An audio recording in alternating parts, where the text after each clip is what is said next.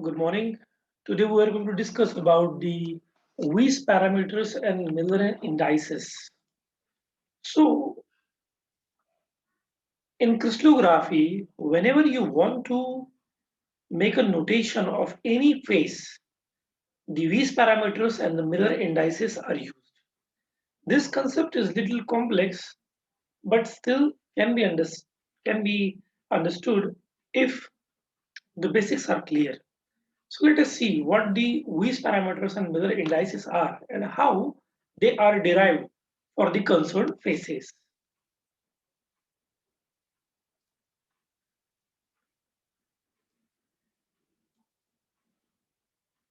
Weiss parameters. Weiss parameters are introduced by Christian S. Weiss in 1817 to give an approximate phase orientation with respect to crystallographic axis. They are also the ancestors of Miller indices. They are determined on the basis of intercept made by crystal phase on crystallographic axis. So, what these parameters are? When initially it was observed that there should be a notation for a respective crystallographic phase with respect to the intercept made with the crystallographic axis, Christian S. Weiss in 1817 formulated the parameters, later on which also known as Weiss parameters. So the Weiss parameters actually gives the notation of a specific phase with respect to the intercept made by that phase to the crystallographic axis of that crystal. So this is little complex to understand, but you just try to focus what this statement is explaining. So for example, we have for a cube 1a1 infinity a2 infinity a3. So this is an example of this parameter and how it is derived we will see in our further slides. Second is Miller indices. It was introduced by William H. Miller in 1939 and an upgraded version of the Weiss parameters. So it is nothing but the upgraded version of the Weiss parameters. Weiss parameters and Miller indices both shows the crystal notations. Only the Weiss parameters are primitive in form, whereas Miller indices are little modernized or upgraded version. It is a set of numbers used to indicate the position of the face of a crystal. See, you must see that in these parameters, only the intercept with the respective crystallographic axis is given with the help of the variables. Whereas here, only the set of numbers are used to indicate the position of the face of the crystal. So ultimately, you want to make a notation or you want to explain the position of the face with respect to the crystallographic axis. And for that, you can use Miller Weiss parameter as well as Miller indices. It is determined by the reciprocal of the intercept of the face on the crystallographic axis. See, the Weiss parameters were not reciprocals. They were just the intercept made by the crystallographic axis to the face. But here you have to reciprocal them. Reciprocals the intercept. Okay, this is because in Miller indices you can remove the irrational numbers. If you remember that we have studied the law of rational indices, means no indices should be irrational. Means there should not be any fractional number, and for that we perform this reciprocal step so that the irrationality can be removed. We'll see how it is going to trouble us in future. So these parameters and Miller indices are both used for the crystal notation. The Weiss parameters are the primitive form, whereas the Miller indices are the upgraded version of the Weiss parameters. You can see the examples of them. Now we'll see how these Weiss parameters and Miller indices are deduced. So let us take an example of a cube which belongs to an isometric system. In a cube, all axes are equal, hence the name A1, A2, A3, as we have already discussed this, that if the axes are equal in length and are perpendicular to each other, then in that case, the name will be A1 and A2 and A3. Here all axes are perpendicular to each other. Okay. So we have a case of a cube where the all axes are perpendicular to each other and equal in length. So what would be the width parameter of this cube? This will be the width parameter of the front face of the cube. See, you have to see the front face.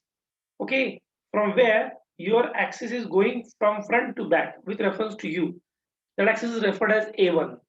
So when you will find the notation of the front face, which is nearer to you, the notation will be like this: 1A1, infinity A2, infinity A3. So what is the concept behind, what is the logic behind this notation? If you consider the front face, you know that the axis running from front to back, which is A1 in a cubic system, intercepts the face. So if the axis A1 intercepts the face, in that case, you can consider it as an unity. So we used 1A1 as a unity because it is intercepting the front face. Now, if you'll find the axis A2, which actually would not intercept the considered face because A2 and A3 are parallel to the front face. So you know that when the two objects or the two lines are parallel to each other, they will never intercept. But they can intercept only at the infinite distance. So if A2 and A3 is parallel to the front face, they cannot intercept. And in that case, we know that if they are not able to intercept in the current situation, they will intercept at infinity. So we can use the term infinity over there. Hence, we have used the 1A1, infinity A2, infinity A3.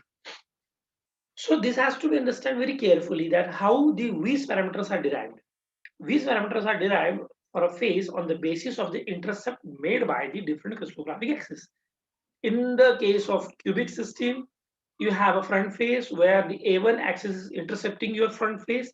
In that case, you can consider it as unity. Hence, you wrote 1A1. Then you know that the A2 and A3 are parallel to the front face, and in that case, they will never intercept with the front face, but they can be considered intercepting at the infinite distance because we don't know the infinite distance or infinite point, hence we can use infinity A2 and infinity A3. So this notation is the this parametric notation.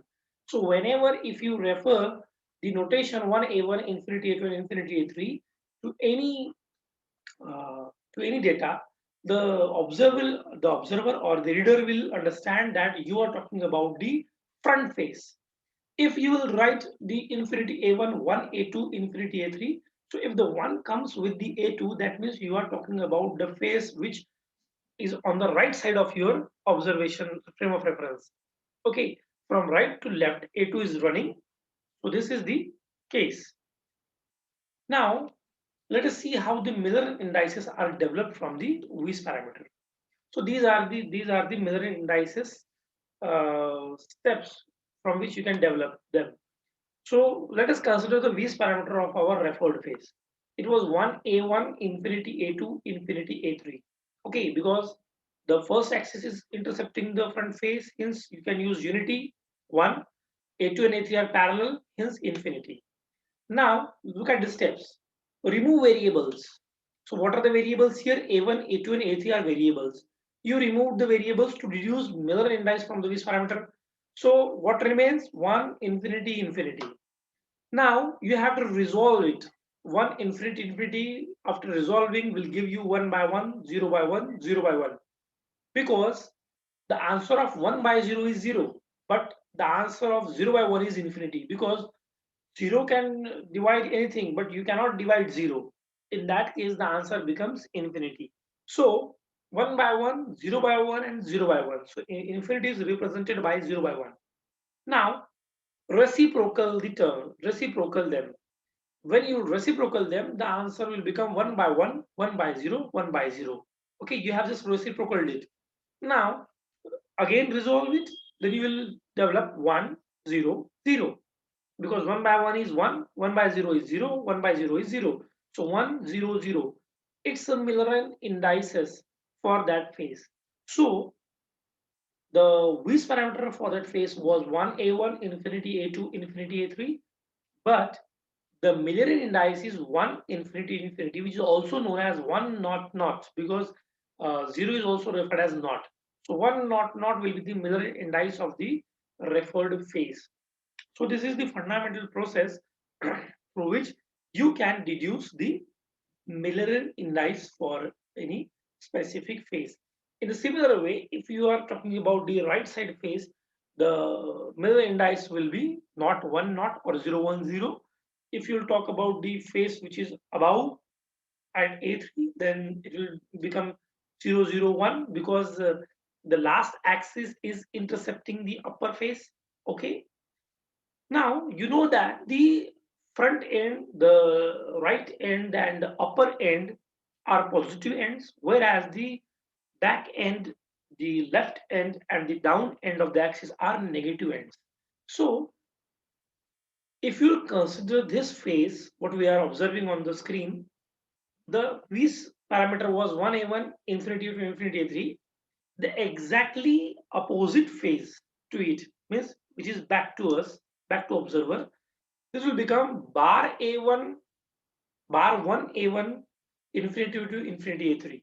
Bar means it refers negative sign. So the Miller indice will be bar 1 not not. Bar 1 means you have to give a negative sign on the 1, on upside of the 1.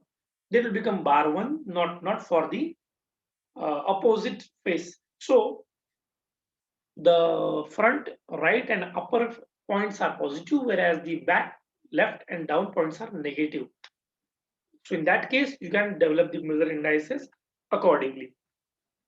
So this was all about the V's parameter and Miller indices. Let's have a short overview over it. V's parameters. This is introduced by Christian S. Weiss in 1870 to give an approximate phase orientation. Okay, with respect to crystallographic axis. These parameters are primitive forms, and you can see in the example that 1a1 infinity to infinity 3 are the examples of this parameter. Miller indices are the advanced version or the upgraded version of the Weiss parameter, where the set of numbers represent the position of the phase. You can see the example 1 not not. The Miller indices are developed by William H. Miller in 1939. Then we took an example of a cube which belongs to an isometric system where all the axes are equal and perpendicular to each other, hence the name A1, A2, and A3. Then we have seen the Weiss parameter of that referred phase, which is front to us, means if you are holding the crystal, holding the cube, the face which is towards you will be the front face, to which the A1 axis will intercept, and because of which the intercept is referred as 1. Hence the 1 A1, A2, A3 are parallel to the front axis, hence we cannot deduce at which point they will intercept, hence we can use infinity. So 1a1 infinity a2 and infinity a3 was there, and then we try to deduce the Miller indice of that Miller indice of this Weiss parameter, and in the process we have seen that how these Miller indices are developed. These steps were the identification of Weiss parameter for the phase, then remove the variables, resolve it, reciprocal it, and you can find out the Miller indice. So this was all about the Weiss parameter and Miller indice. In our next lectures, we will also discuss them, or we will also discuss some complex form of Miller indice.